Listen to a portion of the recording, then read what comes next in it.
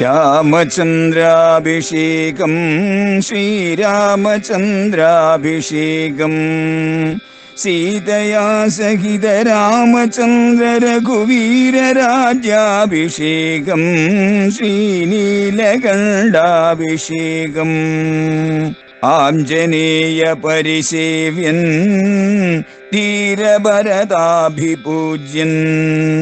വീരലക്ഷ്മണ കുമാര ശത്രുഘ്ന സോദരാർച്ചിത പദാബ്ജൻ ശ്രീനീലകണ്ഠ ഹൃദയേശൻ രാമചന്ദ്രാഭിഷേകം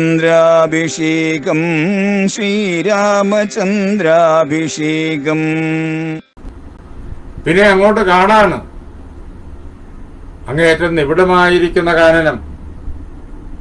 അത് ഝലീഝങ്കാര നാദമണ്ഡിതം തന്നെയാണ്. എപ്പോഴും ചീവീടുകളുടെ ശബ്ദം കേൾക്കാം. രാത്രിയാണ് ചീവീടുകൾ ശബ്ദമുണ്ടാക്കുന്നത്. ഇവിടെ പകല് പോലും രാത്രിയുടെ അനുഭവമാണ്. ഇത്രയേറെ വൃക്ഷങ്ങൾ ഇടതൂർന്ന് നിൽക്കുന്നതുകൊണ്ട് അതുകൊണ്ട് എപ്പോഴും ചീവീടുകളുടെ ശബ്ദം, വിവിധങ്ങളായ മൃഗങ്ങളുടെ ശബ്ദം, പക്ഷികളുടെ ശബ്ദം, ഇതെല്ലാം ആ നദിയെ അങ്ങേയറ്റം എല്ലാവർക്കും ഭയസന്ത്രാസ ജനകമാക്കി തീർക്കുന്നു. എന്നാൽ ഋഷിമാർക്ക് അതിൽ ഭയമില്ല, വിശ്വാമിത്രന് തെല്ലും ഭയമില്ല, രാമലക്ഷ്മണന്മാർക്കുമില്ല. അവർ ആ കാനനത്തിന്റെ നടുവിലൂടി നടന്ന് ആ ശബ്ദങ്ങളെല്ലാം കേട്ടുകൊണ്ട് തന്നെ മൃഗങ്ങളുടെ അലറിച്ചയും അവരുടെ കോലാഹലങ്ങളും എല്ലാം കേട്ടുകൊണ്ട് തന്നെ ആ നിബിഡ വനത്തിലൂടെ സിദ്ധാശ്രമം ലക്ഷ്യമാക്കി നടക്കുകയാണ്.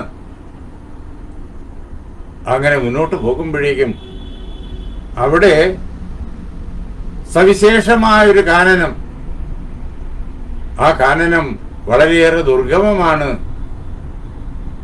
എന്ന് മാത്രമല്ല മനുഷ്യരാരും തന്നെ അതിലെ കടന്നു പോകാറില്ല എന്ന് ആ കാനനത്തെ കാണുമ്പോൾ തന്നെ മനസ്സിലാകും.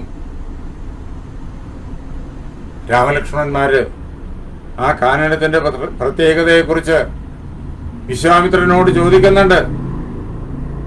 അപ്പോഴേക്കും വിശ്വാമിത്രൻ അതിന്റെ ചരിത്രം അവരെ പറഞ്ഞു കേൾപ്പിക്കുന്നു. അത് താടകാവനമാണ്.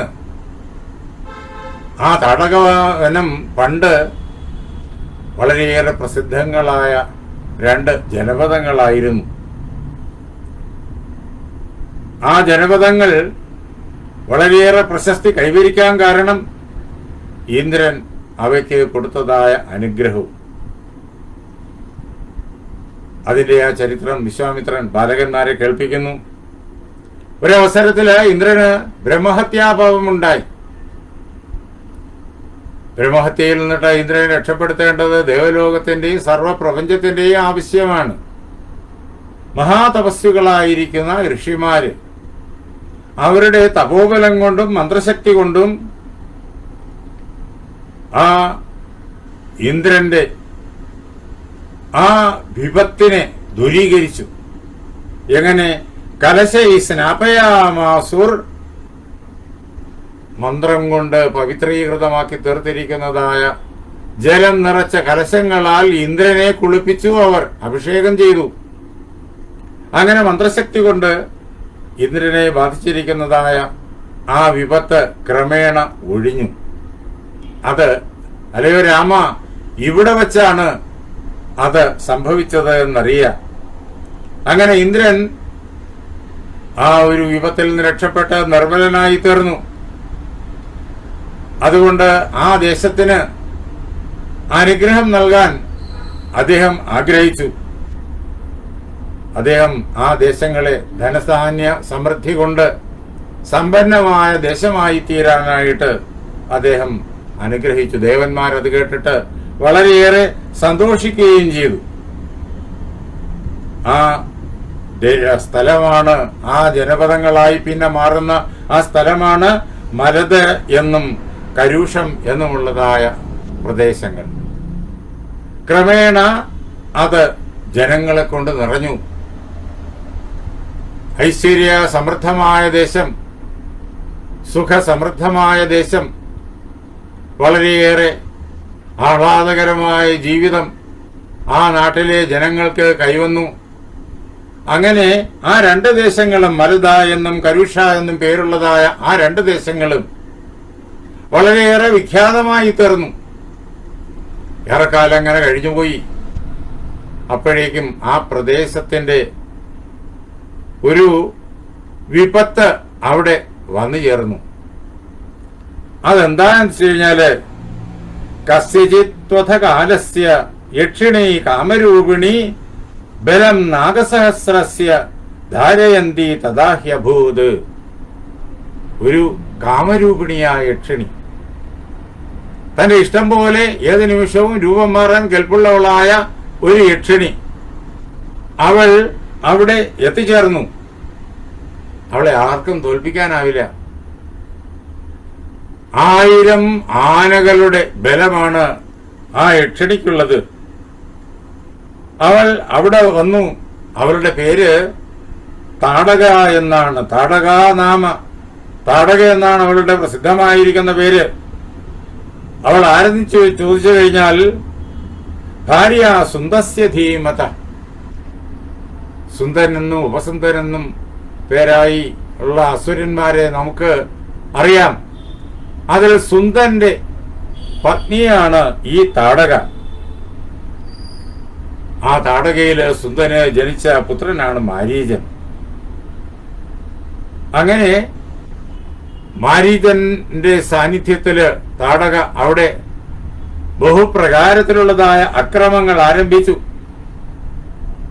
ആ മാരീചനെയും എല്ലാവർക്കും ഭയമാണ്. ദേവേന്ദ്രനെ പോലെ ബലശാലിയും അതേപോലെ തന്നെ യുദ്ധ വൈദഗ്ധ്യമുള്ളവനുമാണ് ആ മാരീചൻ. അവന്റെ രൂപം തന്നെ ഘോരം. വൃത്തബാഹോർ മഹാശീർഷോ വിപുലാസ്യ തനൂർ മഹാൻ. അവന്റെ കൈ ഗോളാകൃതിയിലാണ് എന്ന് മാത്രമല്ല, വളരെ വലുതായിട്ടുള്ളതായ ശിരസ്, വളരെ വിപുലമായിരിക്കുന്നതായ വായ്, അതേപോലെ ആരെയും ഭയപ്പെടുത്തുന്ന ഭീമാകാരമായ ശരീരഘടന, ഇതെല്ലാം കൊണ്ട് ലോകം അവനെ ഭയന്നു. നിത്യം ത്രാസയതേ പ്രജ. ആ താടകയുടെ പുത്രനായിരിക്കുന്ന ഈ മാരീചൻ ഈ ലോകത്തില് എല്ലാവരെയും ഭയപ്പെടുത്തിയെന്ന് മാത്രമല്ല, ഈ പ്രദേശത്തുള്ള മുഴുവൻ ജനങ്ങളെയും എന്നും ഭയപ്പെടുത്തിക്കൊണ്ടേയിരുന്നു, ഉപദ്രവിച്ചുകൊണ്ടേയിരുന്നു. അതുകൊണ്ട് ജനങ്ങളെല്ലാം ഈ പ്രദേശം വിട്ടുപോകാൻ തുടങ്ങി.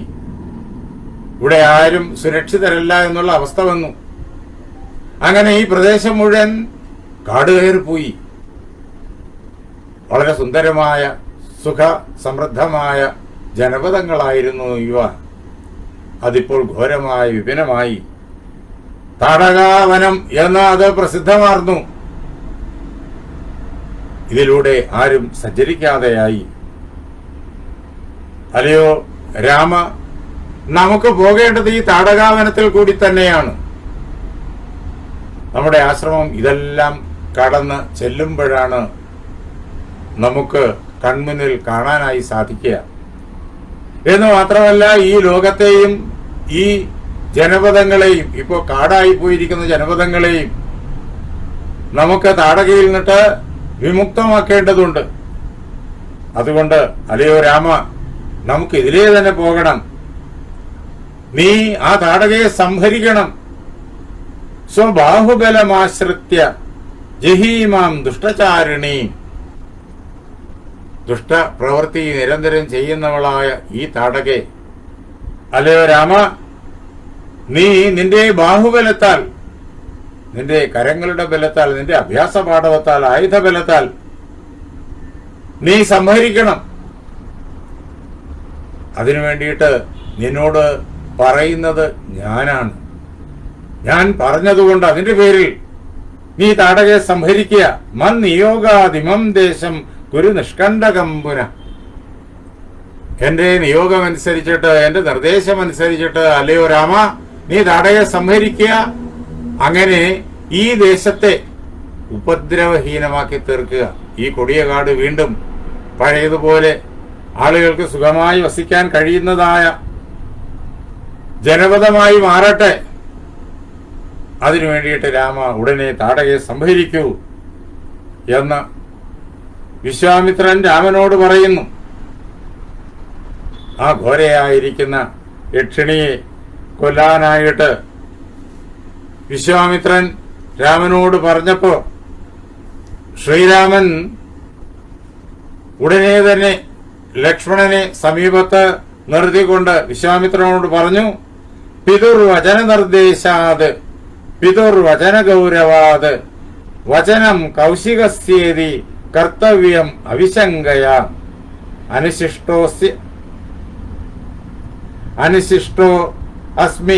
അനിശിഷ്ടോസ്മി അയോധ്യായാം ഗുരുമധ്യേ മഹാത്മന പിത്രാ ദശരഥേനാഹം നാവജ്ഞേയം ഹി തദ്വച. അച്ഛന്റെ നിർദ്ദേശം. അയോധ്യയിൽ വെച്ച് അവിടെ നിന്ന് പുറപ്പെടുന്നതിന് മുമ്പ് വിശ്വാമിത്രന്റെ കരങ്ങളിലേക്ക് രാമലക്ഷ്മണന്മാരെ ഏൽപ്പിക്കുന്നതിന് മുമ്പ് രാമലക്ഷ്മണന്മാരോട് അച്ഛനായിരിക്കുന്ന ദശരഥൻ പറഞ്ഞതായ വാക്ക് എന്താ? അത് എന്താണോ ഋഷി നിങ്ങളോട് കൽപ്പിക്കുന്നത് ആ കർമ്മം നിങ്ങൾ എത്രയും വേഗം ഭംഗിയായിട്ട് നിർവഹിച്ചിരിക്കണം.